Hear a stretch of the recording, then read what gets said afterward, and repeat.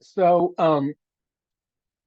Anoka asked a week or so ago if we could get a little deeper into the weeds on the subject of the ego, which we talk about all the time, but haven't honed in on. And um, last week, over a couple of sessions, talked about patience. So this is a nice, and ego kept coming up as we talked about patience. So um, that's why I thought it would be a timely opportunity to revisit it and get into it in a little more depth. Um, we know from, as we talk about all the time, that the ego's demands, be they large or small, be they subtle or obvious, are a constant challenge to the cultivation of patience and a constant challenge on our path.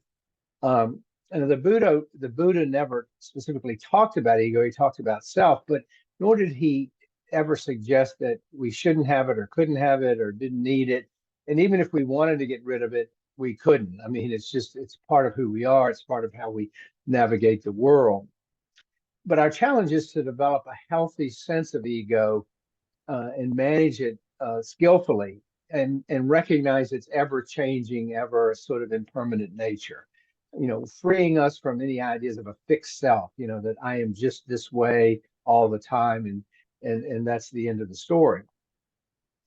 And especially when those fixed ideas, if we cling to them, um, you know, cause us to think, that we're self-important, sort of have a grandiose quality, me, I, mine, all the things that the ego kind of takes us into that territory. Now, just to clarify for all of the psychology majors here, I'm not referring to ego in the sense that Freud talked about it. He talked about it in a particular theoretical way as part of a triad of id, ego, and superego. And even though that ego has some correspondence to what we're talking about, we're not talking per se today, nor when I ever mention it, about the Freudian sense of ego. That's a sort of a separate discussion. But I am using it to refer to this sense of a separate self, this fragile thing that we work so hard to inflate, protect, defend, hold up, aggrandize, and so forth. Because so much of our suffering, when we drill down, is a function of protecting this ego from shame, from invalidation.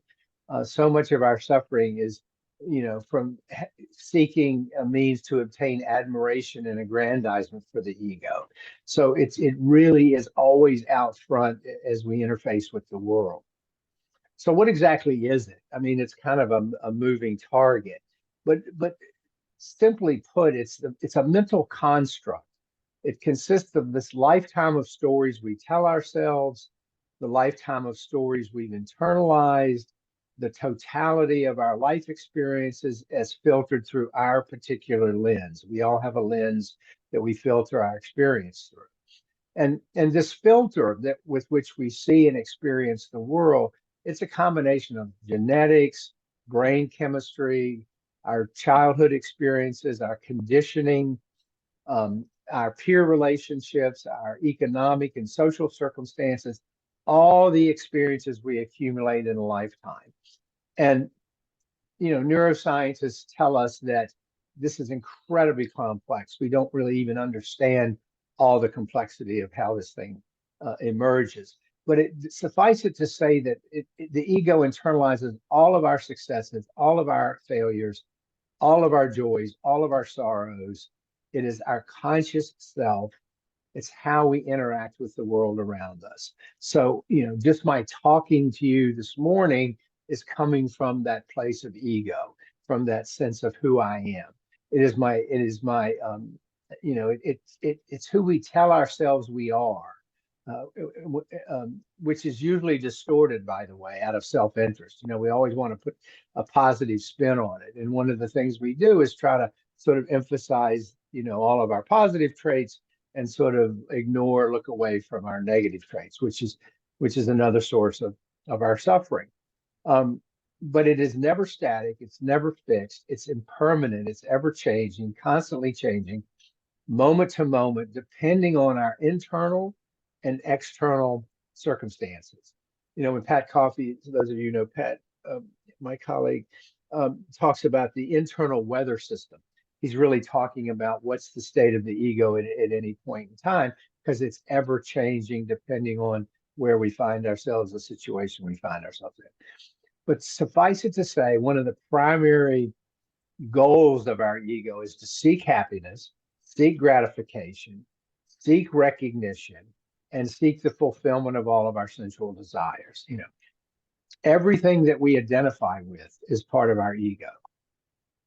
As I said, it's the conscious experience of who we are from which we unconsciously typically try to edit and exclude all the negative qualities. Okay, so I always want to put the best spin on who I am and sort of minimize and hide, the parts that aren't so attractive. The ego is where this thing we call the shame pride continuum exists. So we know that experience can go from those two extremes. Okay, and simply stated, when we feel adequate within ourselves, when we feel successful, happy, whatever, the ego is feeling pride. When we feel inadequate, when we feel defective, the ego is typically consumed with shame.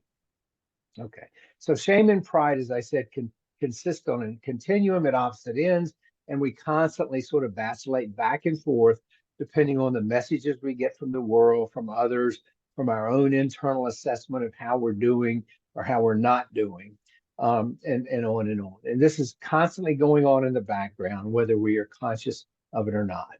We seek to meet the world with a pride-filled ego, as doing so reveals what we consider to be our most attractive traits. I want you to see me in the best light. I don't want you to see all my flaws, defects, warts, whatever. We try to keep our shameful parts hidden from others, and probably more importantly, in terms of our suffering, from ourselves, for fear of being judged or rejected. None of us like to go around feeling defective, inferior, and so forth. So we try to really run from that stuff.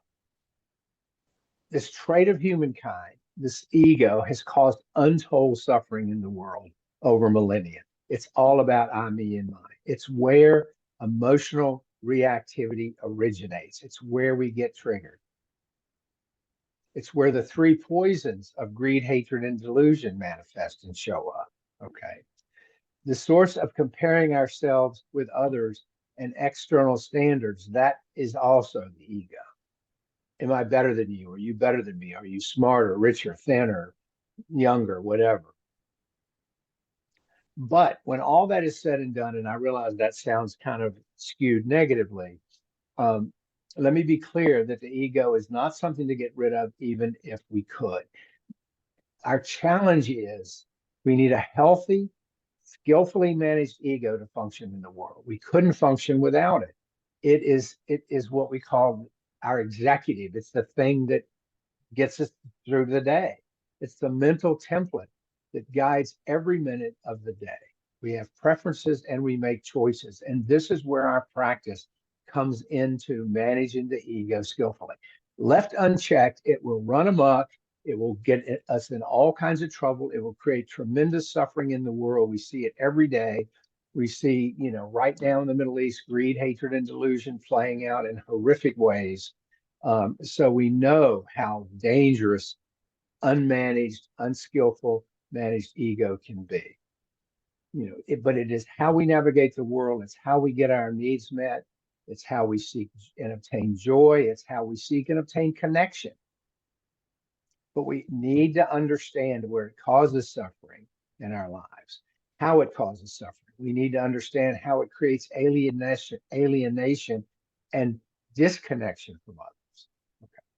So this is where our practice becomes so critical to this, because managing our ego with the tools that we talk about, mindful noticing, pausing, discerning, we learn where the expression of our ego needs is skillful and where it is unskillful and is causing harm and suffering to us and to those around us. And our practice gives us greater agency to manage our unwholesome ego needs, but only if we are aware of them. Only if we are aware of them. A healthy ego lives in the present moment as much as possible. It has relinquished fixed ideas, either laudatory or negative about ourselves. Okay. It responds to the moment. It guides us towards seeing our interconnectedness to all things, guides us to seeing us as part of a larger context, not my simple little I, me, mine world, my narrow little world, which is just me, me, me. Okay.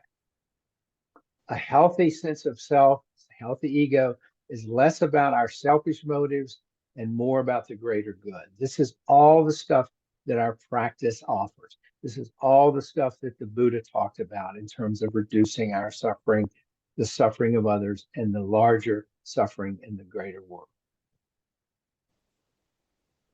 Even our impulse control, based in the ego, is where we put the brakes on our worst tendencies because we've noticed them, we've paused, we've used discernment, and I know, oh, that's not a good place to go.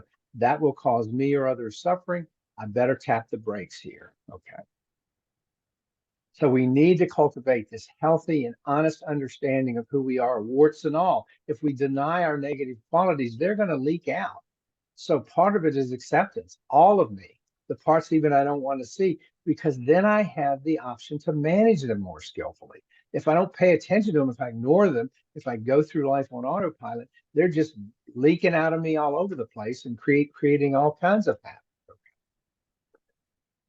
So we seek to cultivate a healthy and understanding of who we are. We don't deny problems. We recognize and accept all of who we are, which we can only do if we honestly embrace them, admit them, shine a flashlight into the dark corners of who we are.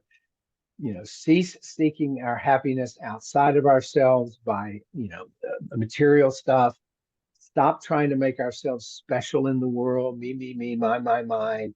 We're no longer using avoidant, compulsive, or distracting behaviors to deny who we are. I don't want to look at myself, so I'm going to go compulsively exercise, or I'm going to go drink or shop or whatever, or eat or something. But by incorporating into this equation self-compassion and self-forgiveness in our journey, then we can come to all of our who we are with less shame and less self-recrimination. Self-compassion and self-forgiveness are the antidote to shame and self-recrimination.